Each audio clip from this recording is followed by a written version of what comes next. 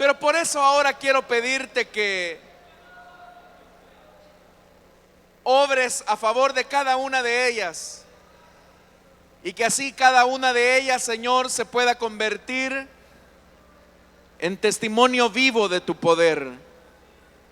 Te lo pedimos, Señor, y te lo suplicamos en el nombre de Jesús. Ahora, Señor, también nos presentamos delante de ti con temor y temblor para que tú tengas misericordia de tu pueblo, incluso de este instrumento, Señor, que está en tus manos y que va a predicar tu palabra esta noche. Señor, reconocemos nuestra incapacidad humana, reconocemos nuestras limitaciones, pero sabemos que tu poder se perfecciona en nuestra debilidad. Así que, Señor, glorifícate esta noche entregando tu palabra. Háblanos, por favor, que tu pueblo escucha. En el nombre de Jesús. Amén y amén. ¿Cuántos pueden dar un fuerte gloria a Dios, hermanos? Amén, hermanos. Vamos a abrir la Biblia en la carta del apóstol Pablo a los Romanos.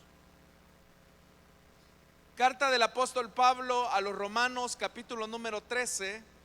Y vamos a leer a partir del versículo número 1 en adelante. Si lo tienen, dicen amén, hermanos. Romanos capítulo 13, versículo 1. La palabra de Dios nos dice: todos deben someterse a las autoridades públicas, pues no hay autoridad que Dios no haya dispuesto, así que las que existen fueron establecidas por Él. Por lo tanto, todo el que se opone a la autoridad se rebela contra lo que Dios ha instituido.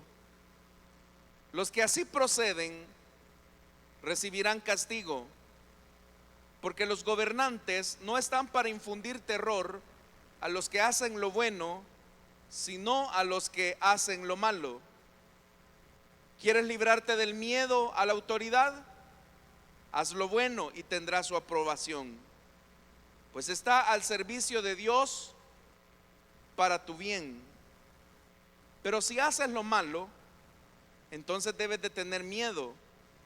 No en vano lleva la espada, pues está al servicio de Dios para impartir justicia y castigar al malhechor. Así que es necesario someterse a las autoridades, no solo para evitar el castigo, sino también por razones de conciencia.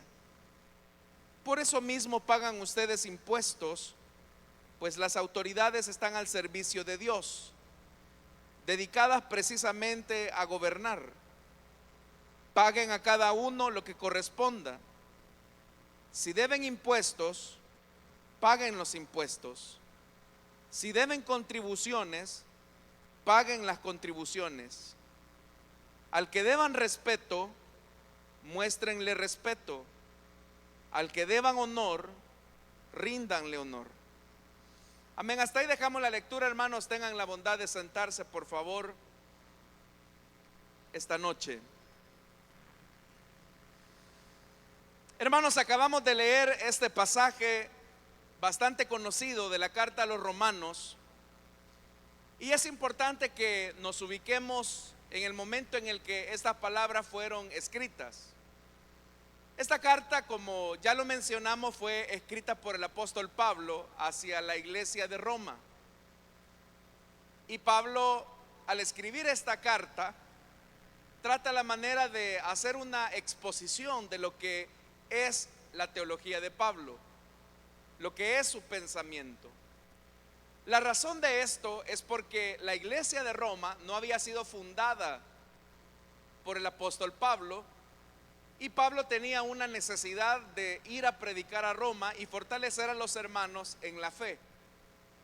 Sin embargo, alrededor de la persona de Pablo se habían generado ciertas opiniones negativas acerca de él y de su ministerio. Cosas como, por ejemplo, que Pablo a cualquier ciudad que llegaba siempre generaba problemas, generaba conflictos con las autoridades que estaban en esa localidad. Y eso era porque la enseñanza de Pablo en relación a ciertos puntos era bastante radical. Como esas malas informaciones se habían esparcido por todo el territorio, es que Pablo se ve en la necesidad de exponer cuál era su teología frente a los hermanos de Roma, pues a ellos es a quienes él se iba a dirigir. Y hay que tomar en cuenta, hermanos, que Roma no era cualquier ciudad. De hecho, que era la ciudad más importante del Imperio Romano y era la capital del imperio. Entonces, Pablo, hermanos, con una buena sabiduría, trata la manera de explicarles a los hermanos que no es cierto lo que las personas andan diciendo acerca de él, que él es una persona que busca problemas con las autoridades, que es una persona opositora al imperio, y por eso es que él define su teología en cuanto a la relación del cristiano con el gobierno en este capítulo 13 que acabamos de leer, en estos primeros 7 versículos. Y ya con esto, hermanos, queda más que claro que Pablo en ningún momento es una figura que busque la destrucción de la autoridad, y que en ningún momento Pablo está buscando contrariar a la autoridad, sino que por el contrario, Pablo lo que establece es cuál debe de ser la norma y la relación de la iglesia en relación al gobierno o al Estado. Y eso, hermanos, ha sido un tema de discusión a lo largo de siglos hasta el día de hoy. ¿Cuál debe de ser la relación de la iglesia con sus gobernantes? Y usted sabe, hermanos, que todos los viernes, los que ya tienen, pues no faltan a la iglesia, saben que todos los viernes estamos estudiando la doctrina básica de nuestra iglesia.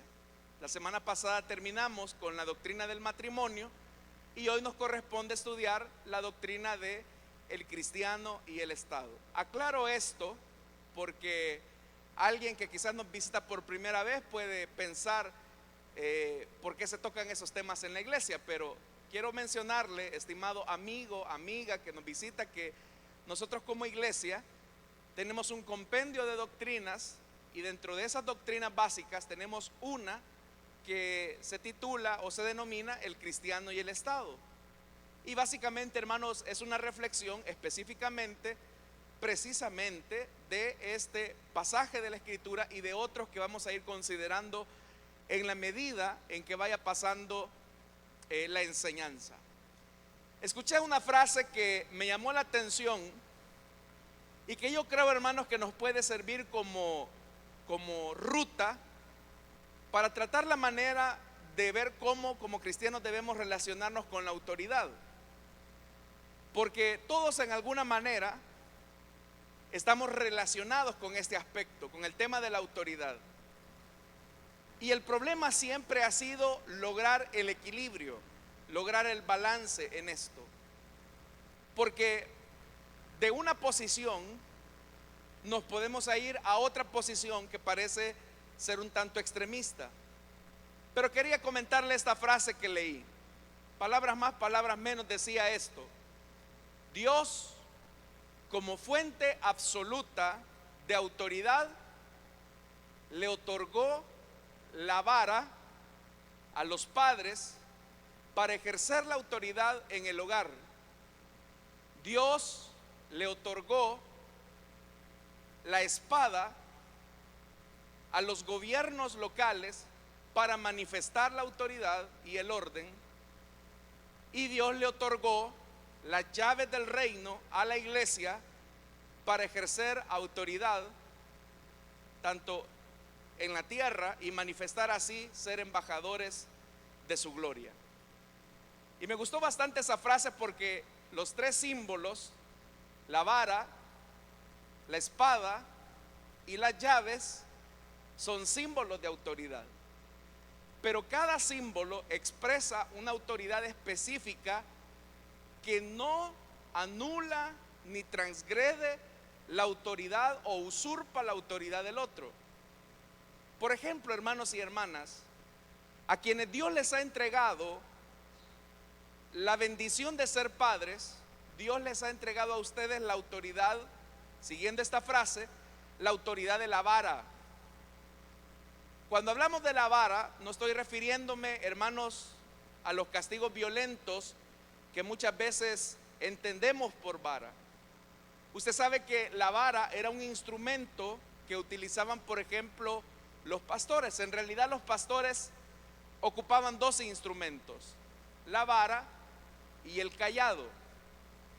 El cayado, hermanos y hermanas, era específicamente esa vara, pero que en la parte superior tenía como una especie de gancho, de tal manera que cuando una oveja se iba saliendo del camino, el pastor con el cayado la recogía nuevamente y la colocaba en el camino para que no se extraviara. Pero la vara, hermanos, era como un instrumento que básicamente lo que hacía era corregir a esa oveja cuando esta oveja se salía una y otra vez, una y otra vez. El cayado era como la forma más, digámoslo así, suave de corregir a la oveja y jalarla nuevamente. Pero la vara era un instrumento de disciplina para la oveja, para que ya no se siguiera saliendo del camino. Y con esto se asustaba a la oveja. Es decir, obviamente que la vara no se aplicaba, hermanos, para lastimar, herir a la oveja, sino que era para persuadirla. Pero ese era el último recurso que el pastor utilizaba con una oveja que se empecinaba en salirse del camino. Entonces, el escritor que colocaba esa frase, él decía que nosotros no podemos transferirle esa autoridad que Dios nos ha delegado a nosotros como padres, por ejemplo, a la iglesia o al gobierno. La iglesia y el gobierno no son responsables de la educación de nuestros hijos, hermanos, sino que son los padres. Dios no le va a pedir cuentas al gobierno de cómo nuestros hijos se terminaron perdiendo. Dios no le va a pedir cuenta a los maestros de iglesia infantil por qué nuestros hijos se terminaron perdiendo. Dios no le va a pedir cuenta a ellos, porque la autoridad sobre nuestros hijos, sobre nuestra familia, Dios se la entregó al padre y a la madre. Entonces, delante de Dios, usted comienza a ejercer una autoridad sobre sus hijos. Y como en todo caso ocurre, hermanos, usted con la autoridad que Dios le ha dado, usted puede abusar de esa autoridad. Y hay padres que son completamente abusivos de esa autoridad. Maltratan, violentan, insultan, humillan a sus hijos. Pues Dios de eso también va a pedir cuenta, porque la Biblia dice que herencia del Señor son los hijos. Entonces los hijos no son nuestros, sino que nuestros hijos le pertenecen al Señor. Amén, hermanos. Estamos ahí. Pero yo le decía también otra cosa que es importante. También uno se puede ir al otro extremo de ser muy permisivo. Y hay padres que son permisivos y dicen: no, si mire, si yo con mi hijo soy amigo de él y yo por eso lo dejo que venga a las 11 de la noche, que tenga los amigos que quiera, que tenga las relaciones que quiera. Mire, si yo recuerdo, hermanos, en una ocasión a una persona que me dijo esto y me indignó, porque esta persona se presentaba como cristiano, no es de esta iglesia, pero se presentaba como cristiano y me decía: yo prefiero que mi hijo traiga a su novia y que haga lo que tenga que hacer en su cuarto, a que se vaya a perder allá en uno de esos lugares, me decía. Esa es una permisividad, hermano, de la que Dios también va a pedir cuenta. Entonces nosotros necesitamos un equilibrio en el ejercicio de la autoridad dentro de nuestros hogares, específicamente en la crianza de nuestros hijos. Necesitamos un balance, pero ya vamos a hablar de ese balance. El segundo elemento que es fundamental, el segundo símbolo de autoridad es la espada. Pero la espada, en esta condición, Dios se la entregó a las autoridades, a los gobiernos. Y la espada específicamente lo que persigue es infundir terror en el que hace lo malo. Es decir, que el Estado ejerce, hermanos y hermanas, labores de prevención y labores coercitivas para frenar la maldad de los seres humanos. Quiero que piense por un momento en esto. ¿Qué pasaría? Imagínese un día de 24 horas en donde Dios dijera: me voy a dar la espalda y ustedes hagan lo que quieran hacer. Nadie les va a pedir cuentas, nadie les va a exigir con pago de consecuencias. ¿Qué cree que ocurriría? Sería un día de anarquía total, donde los seres humanos se desenfrenarían. Entonces pregúntese, ¿por qué razón aquellos que no son cristianos, que no han nacido de nuevo, no hacen toda la maldad que pudieran hacer? ¿Por qué, por ejemplo, las personas no roban todo lo que quisieran robar? ¿Por qué las personas no asesinan a quien les cae mal? ¿O por qué las personas, por ejemplo, no toman a una mujer por la fuerza y se la llevan? ¿Por qué no hay ese desenfreno así total? Porque saben que el gobierno o la autoridad tiene la espada. Entonces, la espada es una expresión de la gracia común de Dios, que lo que hace es refrenar la maldad de los hombres. Ojo, no es que corrija, no es que anule, no es que desaparezca la maldad del corazón humano. Lo que hace la espada es amedrentar, es reprimir, es contener la maldad de los seres humanos. Y por eso es que están las leyes. Y hay personas que no hacen todas las maldades que quisieran hacer o que pudieran hacer, porque saben que si los agarra la autoridad, van a ir a terminar, hermanos, a un centro penal y van a pasar ahí años. Entonces, Dios le entregó, como decía este escritor, la espada al gobierno, precisamente con la intención de establecer la ley de cómo deben de vivir sus ciudadanos. Entonces yo quiero que usted vea esto, hermano, aprovecho también el comercial. Usted decide quién quiere que le corrija a sus hijos. Usted lo decide. Usted decide utilizar, yo no estoy hablando de castigo físico necesariamente, estoy hablando de la disciplina que se debe de establecer en un hogar. Usted decide si establece una cultura de disciplina y de corrección en su casa por la vara, o usted decide que a sus hijos se los corrija el Estado. Pero ya sabemos cuál es el símbolo de autoridad que Dios le ha dado al Estado. ¿Cuál es, hermano? Es la espada. Muchas veces nosotros, hermanos, tenemos mucho miedo en cuanto a esto. Y acá, hermanos, vamos a ver cómo hay un enorme peligro cuando se comienzan a cruzar las autoridades que Dios le delegó a cada quien. Entonces este escritor decía, la vara, símbolo de autoridad para los hijos en el hogar. La espada es símbolo de autoridad dada por Dios para los gobiernos locales. Pero las llaves, que también es un símbolo de autoridad, Dios se las entregó a la iglesia. Y usted sabe, ¿verdad? Que, bueno, si quiere leámoslo, acompáñame a Mateo capítulo 16, para que veamos que no estamos inventando, sino que es lo que la palabra de Dios dice, ¿verdad?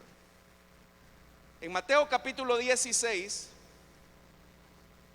dice,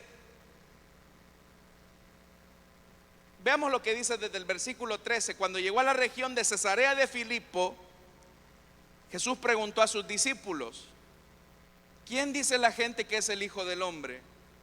Le respondieron, unos dicen que es Juan el Bautista, otros que Elías y otros que Jeremías o uno de los profetas. ¿Y ustedes quién dicen que soy yo? tú eres el Cristo, el Hijo del Dios viviente, afirmó Simón Pedro.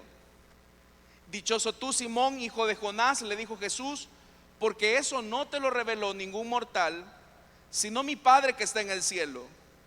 Yo te digo que tú eres Pedro, y sobre esta piedra edificaré mi iglesia. Aclaro, Jesús no estaba diciendo que sobre Pedro sería edificada la iglesia, sino que el Señor Jesús estaba diciendo que sobre la confesión de Pedro descansaría la iglesia.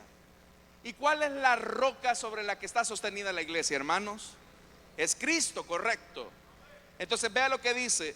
Yo te digo, verso 18, que tú eres Pedro, y sobre esta piedra edificaré mi iglesia, y las puertas del reino de la muerte no prevalecerán contra ella. Está hablando del reino de muerte, representado por Satanás y sus huestes malignas. Verso 19, oiga lo que dice: te daré las llaves del reino de los cielos. Todo lo que ates en la tierra quedará atado en el cielo, y todo lo que desates en la tierra quedará desatado en el cielo. Luego les ordenó a sus discípulos que no dijeran a nadie que él era el Cristo. Entonces, en el contexto de este pasaje, las llaves expresan una revelación fundamental de quién es usted frente a Dios y los hombres. Entonces, ¿quién es usted delante de Dios? Delante de Dios, hermanos y hermanas, usted es parte de la iglesia del Señor. Usted representa la iglesia del Señor, representa los intereses de Dios. Y siendo que representa los intereses de Dios, usted es embajador de Cristo aquí en la tierra. Pero ¿cuál es la función de esa llave que el Señor le ha entregado? Que usted abra la puerta. ¿Y cuál puerta, hermanos? La puerta de salvación, que solamente hay un Señor y un Salvador, y ese es Jesucristo. Usted sabe que no hay dos caminos, no hay dos puertas, solo hay una puerta y un camino, y ese es Jesucristo, el Hijo de Dios. Entonces nuestra tarea, nuestra autoridad delegada delante de Dios es que nosotros, hermanos, representemos los intereses de Dios acá en la tierra. ¿Y cuáles son esos intereses? En primer lugar, un reconocimiento total y absoluto que la fuente de toda autoridad es solamente nuestro Cristo y Señor. Usted sabe que toda autoridad acá en esta tierra es temporal. No hay gobierno, no hay, hermanos y hermanas, monarquía que dure mucho tiempo. Ninguna va a durar eternamente. ¿Por qué razón? Porque todos los que en este momento ostentamos algún tipo de autoridad, ya sea en la iglesia, ya sea, hermanos, en nuestra familia, ya sea en el gobierno, toda esa autoridad es una autoridad limitada, que tiene como fuente de origen la autoridad absoluta de quien entrega la vara, la espada y las llaves. ¿Y quién es el que ha entregado esto, hermanos? Solo uno, el que está sentado en el trono de gloria, hermanos y hermanas.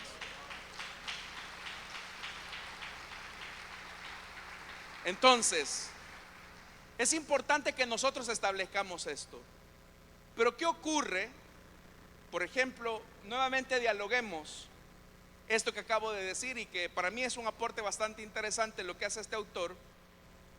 ¿Qué ocurre, por ejemplo, cuando el Estado quiere intervenir, por ejemplo, en algo que es su responsabilidad? Por ejemplo, la educación de sus hijos. ¿Qué pasa cuando desde las políticas del Estado se quiere imponer una cultura o una agenda ideológica en la que se enseña, por decir algo, que su hijo puede expresarse según cómo se sienta. Y recuerde que estamos frente a una cultura de bombardeo que le está diciendo a nuestros hijos continuamente: sé libre, exprésate como tú quieres. Y en esa supuesta expresión de libertad se le está confiriendo o se le está restando autoridad a los padres. Es decir, el gobierno o el Estado está interfiriendo en una responsabilidad que solamente es exclusiva de los padres. Nosotros como padres somos responsables de la educación de nuestros hijos. Le voy a decir algo: si nuestros hijos se nos pierden, si nuestros hijos terminan en malos pasos, si nuestros hijos, hermanos, se extravían, los únicos responsables de esa perdición no es el gobierno, no es la iglesia, sino que los únicos responsables de esa perdición somos nosotros como padres. Yo sé que no tengo todos los amenes que quisiera escuchar, pero no se trata de eso. Es la verdad. Dios nos ha puesto a nosotros como responsables de nuestros hijos. Porque muchas veces, hermanos, queremos responsabilizar a otros de nuestras malas decisiones o de nuestras omisiones. Pero también, hermanos y hermanas, puede ocurrir el efecto contrario. Cuando la iglesia trata también la manera de establecer un vínculo, por ejemplo, en un área que no es su competencia. Eso de alguna manera puede interferir en la misión y en la posición que Dios nos ha entregado o la responsabilidad que Él nos ha entregado a nosotros. ¿Cuándo ocurre eso? Cuando perdemos de rumbo que la misión nuestra es proclamar el señorío de Cristo en todas las esferas de la vida, proclamar el señorío de Cristo en todas las áreas de nuestra vida. Y es ahí donde tenemos que caminar con mucho equilibrio, con mucho balance, porque lamentablemente es acá en este punto donde también nosotros podemos equivocarnos. Por eso es que es importante establecer el principio de lo que dice el versículo 1. Vea lo que dice el verso 1: todos deben someterse a las autoridades públicas. Y todos es todos, creyentes e incrédulos, todos debemos de someternos a las autoridades públicas. Y vea lo que dice el verso 1: pues no hay autoridad que Dios no haya dispuesto, así que las que existen fueron establecidas por Él. Entonces vea lo que Pablo está diciendo. Pablo está diciendo que el origen de la autoridad está en Dios, y es Dios el que permite el establecimiento de la autoridad. Entonces, ¿cuál debe de ser mi relación como cristiano frente a la autoridad establecida? Debe de ser de sometimiento. Yo tengo que someterme como cristiano, como ciudadano, a la autoridad establecida por Dios. Esto, hermanos y hermanas, no es negociable. Todos nosotros tenemos una responsabilidad frente a las autoridades que han sido establecidas por Dios. Sean estas, hermanos y hermanas, instituciones municipales, gobiernos municipales, sea este el gobierno judicial de un país, sea este, hermanos, el gobierno representado en la asamblea, sea este el gobierno que se sienta actualmente en la silla presidencial. Todos debemos de someternos a las autoridades establecidas por Dios. Eso es lo que manda la Escritura. Ahora, ¿cuándo es que el cristiano no debe de someterse a la autoridad? Cuando las disposiciones legales de un gobierno, de una autoridad, vayan en contra de los principios de la Sagrada Escritura. Cuando, por ejemplo, el Estado pretenda intervenir en cosas que no son de su jurisprudencia. Por ejemplo, en el libro de los Hechos de los Apóstoles, hermanos y hermanas, si usted me acompaña en el capítulo 4, veamos en qué condiciones nosotros no debemos de someternos a la autoridad. Hechos capítulo 4, y vea lo que dice el versículo 18. Hechos capítulo 4, versículo 18. Acá son las autoridades judías que mandan a llamar a los apóstoles y les dicen, verso 18, los llamaron y les ordenaron terminantemente que dejaran de hablar y enseñar acerca del nombre de Jesús. Les están ordenando, les están diciendo, prohibido hablar acerca de Jesús. Verso 19, pero Pedro y Juan replicaron, es justo delante de Dios obedecerles a ustedes en vez de obedecerle a Él. Júzguenlo ustedes mismos. Es decir, lo que Pedro estaba diciendo es, nosotros predicamos, anunciamos el reino de Dios porque hay una autoridad superior sobre ustedes también, y esa autoridad es el Señor. Entonces, si ustedes me están pidiendo que yo haga algo que va en contra de la ley divina, de la autoridad establecida por Dios, yo no me voy a sujetar, dice Pedro. Por eso es que dice, verso 20, nosotros no podemos dejar de hablar de lo que hemos visto y oído. Y dice la Biblia, hermanos, que inmediatamente salieron a predicar. Entonces, ¿en qué cosas, por ejemplo, nosotros no debemos de sujetarnos como creyentes? Si un día de repente vienen acá y nos dicen, miren, es prohibido predicar acerca de Jesús, es prohibido que lean la Biblia. Estoy haciendo exageraciones, hermanos. Usted sabe que eso nunca ha pasado en el país y dudo que pase. Pero también, hermanos, hay cosas que uno tiene que leerlas entre líneas.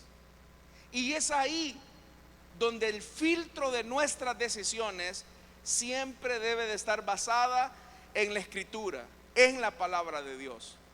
Entonces, volviendo nuevamente a Romanos capítulo 13, en todo aquello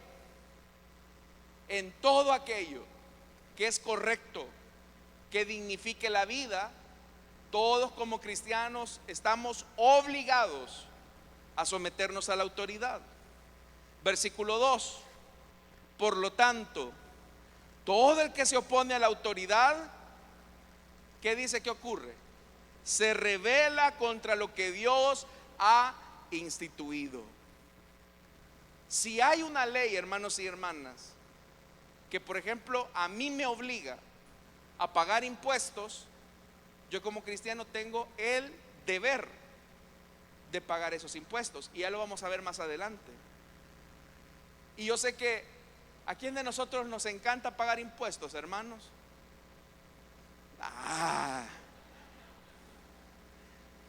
Digan amén a los que les gusta pagar impuestos.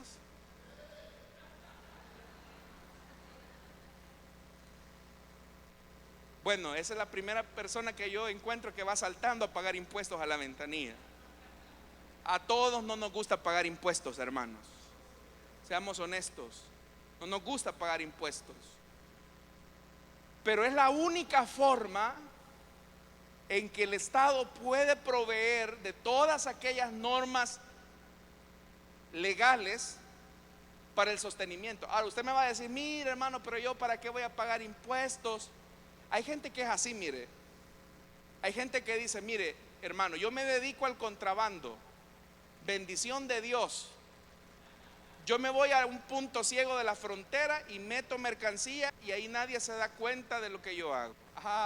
Mi hijo, hay un ojo que todo lo ve, y ese es el ojo del Señor, a quien no puede burlar jamás. Y usted me puede decir, mire, pero es que los impuestos los ocupan para corrupción, es que mire que lo roban. Ese ya es asunto del gobernante para con Dios, que un día va a tener que dar cuenta por cada centavo que pasó por sus manos. A Dios nadie lo va a engañar, hermanos. A Dios nadie lo va a burlar. Todo está visible ante la mirada de nuestro Dios, que es juez, que no se deja corromper ni sobornar.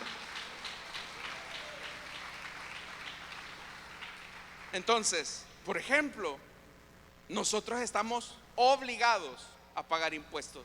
La iglesia, hermanos, está obligada a pagar impuestos. No crea que porque somos iglesia nos exoneran de impuestos municipales. Si le contara cuánto pagamos de impuestos, si le contara, hermanos, con cuánto nos graban con impuestos, pero la iglesia los paga. Incluso le voy a decir algo: si el Estado se presenta a sí mismo como un Estado laico, y usted sabe que nos obligan a todos a pagar impuestos por fiestas patronales. ¿Se ha fijado que nos cobran eso, verdad? Y usted los paga. No le celebra a la Virgen de Santa Ana, pero los paga. Pero hay que pagarlos. Claro, si algún día, ¿verdad?, decimos, no queremos pagar ese impuesto de fiesta patronal porque no va con nuestra fe, y bueno, ese ya es otro asunto. Pero igual, mientras tanto, tenemos que pagarlos. Es decir, el deber como cristianos es pagar nuestros impuestos, no es evadir impuestos. Y en ese sentido, hermanos, es que este versículo 2 es importante. Lo que dice: por lo tanto, todo el que se opone a la autoridad se rebela contra lo que Dios ha instituido. Entonces, lo primero que se establece es que como cristianos debemos de someternos a la autoridad en aquello que es correcto, en aquello que es bíblico, en aquello, hermanos y hermanas, que no transgrede la dignidad humana. En todo eso, como cristianos, tenemos una responsabilidad, y esto es innegable. Y aquí, hermanos y hermanas, sin importar el color político que esté sentado en una posición de gobierno, necesitamos someternos a la autoridad en aquello que es correcto, en aquello que es legítimo, en aquellas cosas que van en contra de los principios escriturales, en aquellas cosas que se oponen al señorío de Cristo, en aquellas cosas, hermanos, que son contrarias al reino de Dios. En esas cosas la iglesia tiene que tener una posición firme, una posición cristocéntrica. Por eso yo le invité a que leyéramos lo que dice el Evangelio de Mateo capítulo 16. ¿Cuál es el fundamento de la iglesia, hermano? ¿Cuál es el fundamento de usted que dice ser ciudadano del reino de Dios? ¿Cuál es el fundamento? Dígalo bien, pues. ¿Cuál es el fundamento? Es Cristo el Señor. Él es el fundamento de nuestras acciones. Por eso es que dice más adelante, hermanos y hermanas, vea lo que dice, verso 5: así que es necesario someterse a las autoridades, no solo para evitar el castigo, sino también por razones de conciencia. Nosotros ahora tenemos la mente de Cristo, tenemos la conciencia de que nos debemos al señorío de Cristo. ¿Y eso qué significa? ¿O eso qué implica? Significa que todas nuestras acciones tienen que estar vinculadas a lo que es Él. Y el señorío de Cristo, hermanos, aquí es donde esto es importante. Aquí es donde esto es importante. El señorío de Cristo no solo se expresa acá en la iglesia. Jesús es Señor de todo lo creado. Por eso es que decimos, dígame si no, usted quizás hasta lo pega en su vehículo, en su casa: Jesús es Rey de reyes, Jesús es Señor de señores. ¿Lo dice o no lo dice? Entonces reconocemos el señorío total de Cristo, el gobierno total de Cristo, y nos debemos a Él. Entonces, si hay una persona que quebranta la ley, pues después no se queje, hermano, hermana, de asumir las consecuencias de la espada del Estado. Y esa espada no necesariamente, hermanos, tiene que ver con poder coercitivo. A veces, hermanos, hay penalidades. Por ejemplo, si usted se cruza el semáforo en rojo, no por ser cristiano no le van a poner la debida esquela. Se la van a poner. ¿Y por qué se la van a poner? Porque usted quebrantó la ley. Y la ley está para ser respetada, para ser acatada, para ser obedecida. Por ejemplo, hermanos, la misma ley establece, ¿verdad?, cuáles deben de ser los límites de velocidad en carretera. La ley establece, por ejemplo, que las motocicletas y camiones tienen que transitar ¿en qué carril? Pasaron de noche, hermanos, el examen de manejo. En el carril derecho. En el carril derecho. Eso es lo que dice la ley. Eso es lo que dice, que debe ser en el carril derecho. Pero usted se ha fijado, ¿verdad?, que hay muchos que van en el carril izquierdo. Esto solo por mencionarles un aspecto, hermano. Y dicen, no, si yo soy hijo del gran rey. Sí, pero como hijo del gran rey te van a poner una esquela y bien merecida la vas a tener. Entonces, el cristianismo, hermanos, es una expresión que garantiza el orden. Y por eso es que nosotros como cristianos también debemos de someternos a la autoridad. Por esto dice, vea lo que dice, verso 6, por eso mismo, aquí es lo que yo le decía, por eso mismo pagan ustedes impuestos, pues las autoridades están al servicio de Dios, dedicadas precisamente para gobernar. Pero aquí es donde es importante lo que le digo. Dios los ha puesto, pero Dios también les va a pedir cuentas de cómo gobernaron. Y usted sabe que nuestro país ha sido un país que se ha destacado por corrupción. Y muchos de los corruptos, usted sabe que andan tranquilos, hermano. Y uno dice, vaya, el que, hasta usted lo dice en forma de chiste, el que se robó una gallina está 30 años allá, pero el que se robó millones anda ahí tranquilos. Bueno, aquí en esta tierra se puede burlar a la justicia humana, pero a Dios jamás nadie lo va a burlar, hermanos y hermanas. Todo está visible delante del Señor. Entonces, lo que ese gobernante haga con la autoridad va a tener que rendir cuenta delante de Dios. Pero eso nosotros no nos exonera de la responsabilidad de pagar impuesto. Usted puede decir, mire, si yo sé que ese alcalde roba, o mire, yo sé que el presidente roba. Pues sí, pero tiene que pagar impuestos. Debe de pagar impuestos. Y si lo está haciendo, va a tener que dar cuentas a Dios. ¿O no creemos que nuestro Dios es un juez justo que va a tener que darle a cada quien lo que merece? Por supuesto que sí. Entonces dice, paguen, verso 7, paguen a cada uno lo que corresponda. Si deben impuestos, dice, paguen los impuestos. Si deben contribuciones, paguen las contribuciones. Está hablando de la responsabilidad tributaria del creyente. Pero vea esto, dice más, al que deban respeto. ¿Qué dice? Faltan el respeto haciéndole memes. ¿Qué dice? Muéstrenle respeto. ¿Sabe qué es lo que dice la Biblia? Con relación al respeto que le debemos a las autoridades es: no injuriarás al príncipe de tu pueblo, dice la Escritura. Y muchas veces, hermanos, nosotros hacemos ofensas. Hoy con esto de la tecnología es más fácil incluso ofender a una persona. Como yo se lo dije a alguien en estos días, la Escritura, es cierto, dice: de la abundancia del corazón habla la boca. Pero hoy nosotros también podemos decir que de la abundancia del corazón hablan las redes. Hay muchas personas que en redes sociales, hermanos, se expresan de una forma tan grosera ante personas que son autoridades y que Dios las ha puesto. Pues esas personas van a tener que rendir cuenta, porque la Biblia dice que de toda palabra ociosa que salga de nuestra boca también vamos a dar cuenta.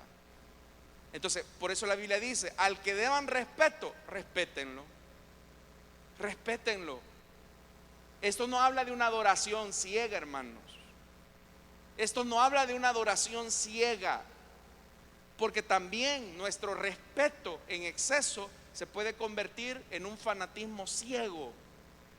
Y por eso es que para la Escritura, para el apóstol Pablo, él decía que nosotros solamente tenemos un Señor, y ese es Cristo. Entonces hay que respetar a las autoridades, pero no, hermanos, a la exageración y al punto que han llegado algunos de caer en un fanatismo, que son capaces de darse duro con alguien solo por ese punto. No vinieron esta noche, por cierto. Pero nosotros, hermanos, lo mismo puede ocurrir con nosotros. Por ejemplo, la Escritura nos manda a tener respeto por los que son ministros del Evangelio. La Biblia nos dice que nosotros debemos de honrar a los que son ministros del Evangelio. Ya no dijeron amén, pero es así, dice la Escritura. Pero eso tampoco nos tiene que llevar al otro extremo, ¿verdad? De que ya por poquito les vamos a poner candela, ¿verdad? No. O sea, el respeto es medido, porque al único que le debemos adoración y obediencia absoluta es al Señor nada más. Entonces, vea, muestren el respeto. Al que deban honor, ríndanle honor. Trátenlo con respeto, con honor. ¿Qué significa este trato de honor? Trátenlo con la dignidad que merece su cargo. Fíjese, vamos a quedarnos acá en el ambiente eclesiástico para que no se vayan a dar a confusiones. Nosotros acá, hermanos y hermanas, por ejemplo, un ministro del Evangelio está revestido de una autoridad y de una dignidad que ha recibido de parte de Dios, y que igualmente, por haber recibido esa autoridad, va a darle cuentas al Señor. O sea, el que es ministro, los que somos ministros del Evangelio, vamos a darle cuenta al Señor. Entonces, yo sé que hay malos ministros del Evangelio, y yo sé que los hay, pero eso no significa que todos los ministros sean malos. Y hay gente, hermanos, que sin conocer a hombres de Dios se dan el lujo de injuriar. Igualmente, de cada palabra ociosa van a tener que dar cuenta delante de Dios. Y eso es así. Lo mismo ocurre reduzcamos más, hagamos más pequeño el círculo. ¿Qué pasa cuando un hijo es irrespetuoso con su padre? ¿Qué pasa cuando una hija es irrespetuosa con su madre? Ay, hermano, como yo se lo decía a un hermano en estos días, no tiene ni idea del costal de sal que se está echando ese hijo por faltar el respeto a su mamá o a su papá. Dicen amén los hijos. Sí, es cierto. Entonces, lo que la Biblia nos está diciendo es esto: toda fuente de autoridad proviene de Dios. ¿Cuál es el equilibrio para no abusar de la autoridad? El Señor. Que Jesús es el Señor de nuestras vidas. Eso es lo que le da equilibrio a todo. Eso le da equilibrio.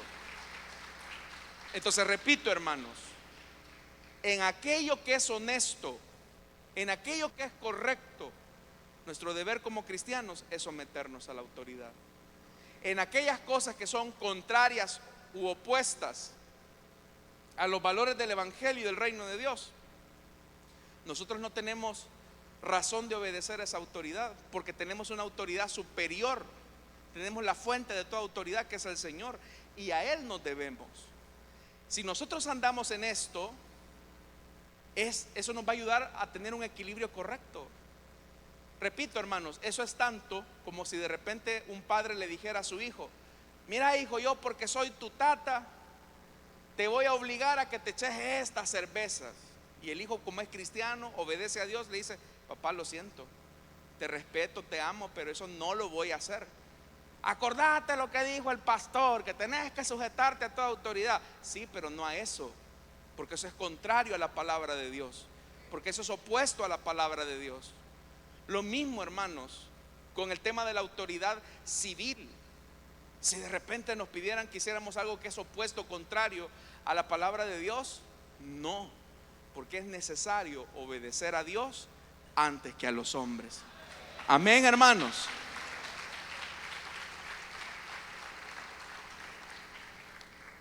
Y recuerde que somos ciudadanos del reino de Dios. Somos ciudadanos del reino de Dios. Y eso nos lleva a ese punto de obedecer a Dios en todo. Vamos a orar, hermanos, vamos a cerrar nuestros ojos.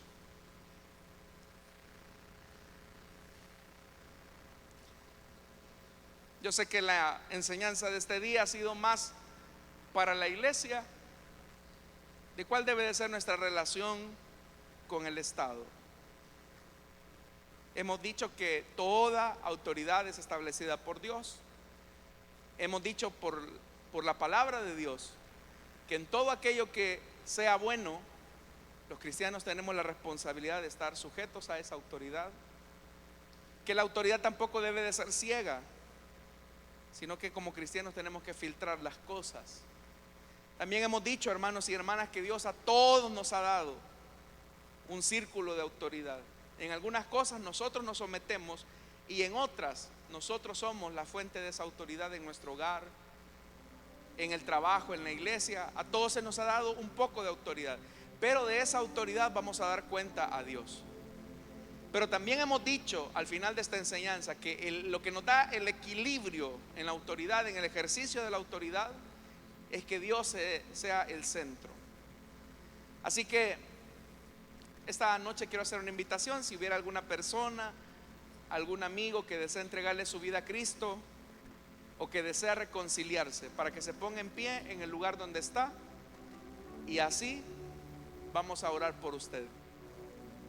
Si hubiese alguien que desea ponerse en pie y así expresar su decisión de entregarle su vida a Cristo, póngase en pie, vamos a orar por usted. O si usted desea reconciliarse, si usted dice: yo me he alejado del Señor, Él ya no ha sido mi autoridad porque le he desobedecido, póngase en pie, vamos a orar por usted. Y eso nos va a servir a nosotros como señal que usted quiere entregarle su vida a Cristo. Dios le bendiga a la joven que viene en la parte de atrás.